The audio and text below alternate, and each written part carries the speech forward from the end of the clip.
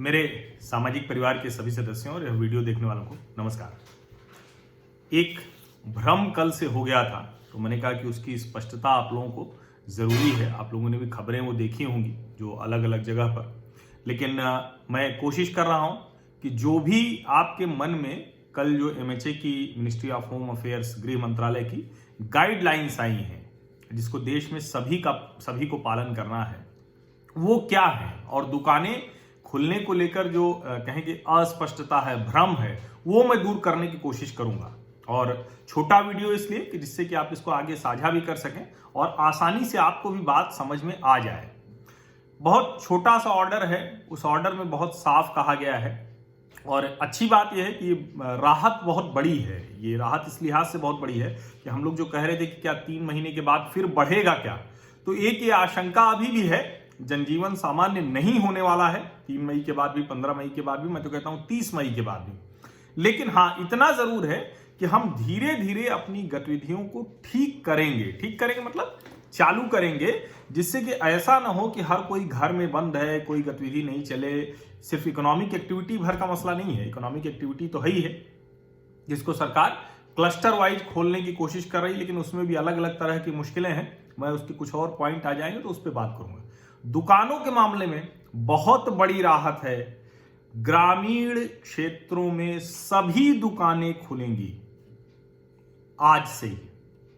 ये जो ऑर्डर है ये बहुत साफ कहता है कि शनिवार से सभी दुकानें खुलेंगी और ग्रामीण क्षेत्रों की इन सभी दुकानों में या फिर शहरी क्षेत्रों में या जो भी खुलने हैं उनमें एक चीज ध्यान रखना है, मास्क जरूर पहनना है। और जो प्रधानमंत्री नरेंद्र मोदी ने कहा कि 2 गज देह की दूरी यानी शारीरिक दूरी जरूरी है, आवश्यक है, ये नियम कानून आपको पालन करना है। अब ग्रामीण क्षेत्रों के साथ उसमें लिखा हुआ है साफ साफ रूरल एंड सेमी रूरल, यानी गांव के इलाके तो होंगे ही होंगे, जो थोड़ा सा कम गांव है, जिसको हम लोग टाउन एरिया कहते हैं, जिसको कहते हैं ना कस्बा, गांव कस्बा शहर। तो गांव और कस्बे में सभी दुकानें खुलेंगी। ये सिर्फ आटा दाल चावल दवाई तक नहीं है, सब्जी फल तक नहीं है, दूसरी में जो दुकानें होती हैं वो खुलेंगी। सब लोग अपना काम कारोबार उस तरह से कर सकते हैं। अब शहरी क्षेत्रों में आ जाएं, म्युनिसिपल कॉर्पोरेशन की जो लिमिट है, नगर निगम की जो सीमा है, उसमें ये इजाजत दी गई है कि अगर आप रेजिडेंशियल कॉम्प्लेक्स में, यानी जैसे मेरा अपार्टमेंट है, तो अपार्टमेंट के भीतर जो भी दुकान है वो सब खुल सकती है। लेकिन हाँ, अपार्टमेंट के बाहर जो दुकानें हैं, वो अकेली दुकान है किसी की, वो भी तो खुल सकती है। जितनी भी इस तरह की दुकानें हैं वो सब खुल सकती हैं। लेकिन अगर आप mall, multiplex, cinema hall, single screen, multi screen, वो सब साथ में मॉल और उसके अंदर जो मार्केट कॉम्प्लेक्स के अंदर दुकानें हैं, तो वो सब नहीं खुलेंगी, वो सब नहीं खुलेंगे, एकदम स्पष्ट समझिए। हाँ, बाहर कोई दुकान है, सैलून है, पार्लर है, तो वहां वो दुकानें खुलेंगी। इलाके के आसपास की आपके रेजिडेंशियल कॉम्प्लेक्स में है तो कल से उसको बोल दीजिए, आज ही से बोल दीजिए वो आ जाए। बाल वाल जैसे मेरे भी बढ़ गए हैं ना, तो इसको भी थोड़ा छंटवा लेना है। तो अब ये भी, हालांकि इसने ये भी बहुत कुछ बताया, इस देशबंदी ने, घरबंदी ने, कि क्या हम लोग कुछ जरूरत से ज्यादा नहीं बाल कटाने या इस तरह की चीजों पे लगे रहते हैं, तो वो भी अच्छी चीज है। तो सैलून और पार्लर ये भी खुलेंगे, लेकिन किसी मॉल में, किसी मार्केट कॉम्प्लेक्स में नहीं खुलेंगे, रेजिडेंशियल कॉम्प्लेक्स में खुलेंगे, या फिर अकेली दुकानें हैं तो वो खुलेंगी। ये बहुत बड़ी राहत है। अभी तक सिर्फ एसेंशियल गुड्स को राहत थी, यानी सब्जी फल दूध आटा चावल दवाई, अब जो है ये भी खुलेंगे। ई कॉमर्स को अभी पूरी तरह से सिर्फ और सिर्फ एसेंशियल गुड्स के लिए रखा गया है। हालांकि मैं बार बार कहता हूं और अभी फिर कह रहा हूं कि अब उसको खोलना चाहिए। उसका बड़ा विरोध हुआ, सरकार ने एक बार खोलने की कोशिश की थी, लेकिन फिर यह कहा गया कि जो छोटे किराना वाले हैं उनके पास सामान माल भरा पड़ा है और आप इसके जरिए करेंगे। मुझे लगता है कि ये एक पहला चरण है। जब सारी दुकानें खुल जाएंगी, उसका पालन करते हुए सब लोग ये कर लेंगे, तो अगले चरण में ई कॉमर्स से नॉन एसेंशियल गुड्स भी आएंगे। जैसे अब मान लीजिए आज ही सुबह मेरा ईयरफोन एक खराब हो रहा है, तो अब मुझे ईयरफोन चाहिए, उसके बिना काम नहीं चलेगा।